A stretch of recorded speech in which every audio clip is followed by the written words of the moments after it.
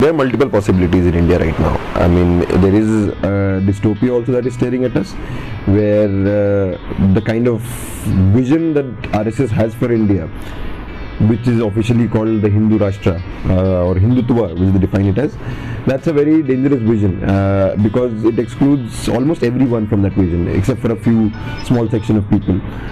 And when I'm saying everyone, I don't mean just the Muslims or the Dalits, I mean everyone. So even the ones that they're calling Hindus don't really fit into their extremely supremacist, Brahmanical, masculinist vision for India. Now, that is a vision that it may succeed unless it is challenged. So if that vision gets succeed, I mean, India is in deep trouble. The Indian society is in deep trouble. So Mr. Modi keeps talking about he has a vision for a new India. Actually, in Mr. Modi's so-called new India, there is nothing new about that vision. It's as old as the code of money. And they want to really entrench all those caste-based hierarchies further in the society. They want to divide the country and they want to polarize the country on communal lines. And the early ideologues of the Sangh had made it very clear that we take inspiration from Hitler and what he's done in Germany, and that is something that we need to take a lesson and implement in India. So if what the world thinks of the horrors of Germany, of Nazi Germany back in the 30s last century, that is very well possible unless this juggernaut of this Sangh Parivar is stopped. We are almost on the 70th year of formal independence from British colonialism.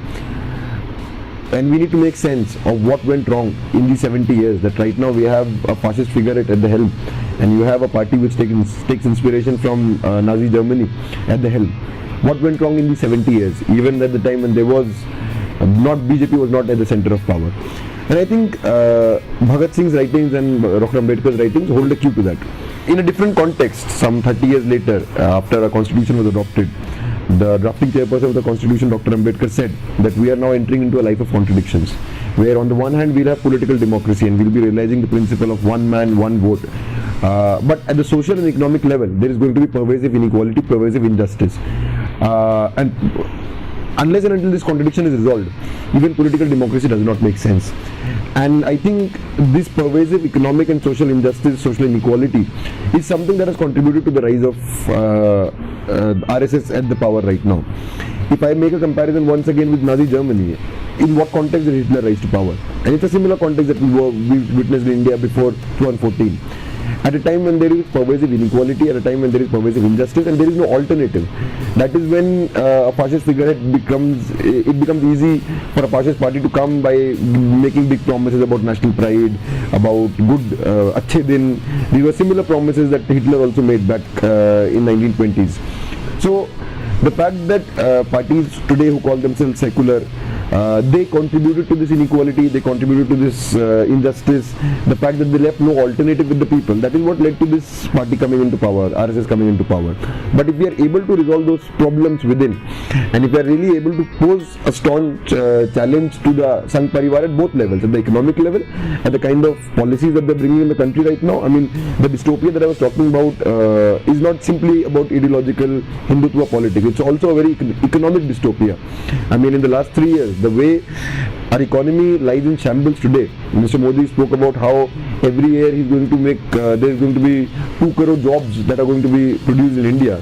I mean, official figures of the government revealed that last year was one of the lowest job creation for the past many years. We saw how demonetization has sort of led to complete devastation.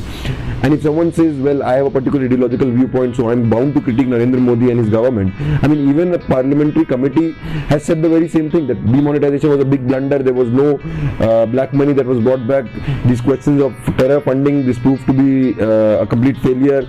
And in fact, even the workers' organization of the RSS, the Bharatiya Mazdoor Sangh, said that it has led to massive joblessness in the country. So we have to really confront the Modi regime on that front as well. And if we are able to really fight for social justice, for economic justice, for social democracy, for economic democracy, we are really going to lay the basis for a very for achhe din in the real sense of the term, for a really democratic, progressive India. And that is a fight that needs to be fought, and that is something we all are contributing towards.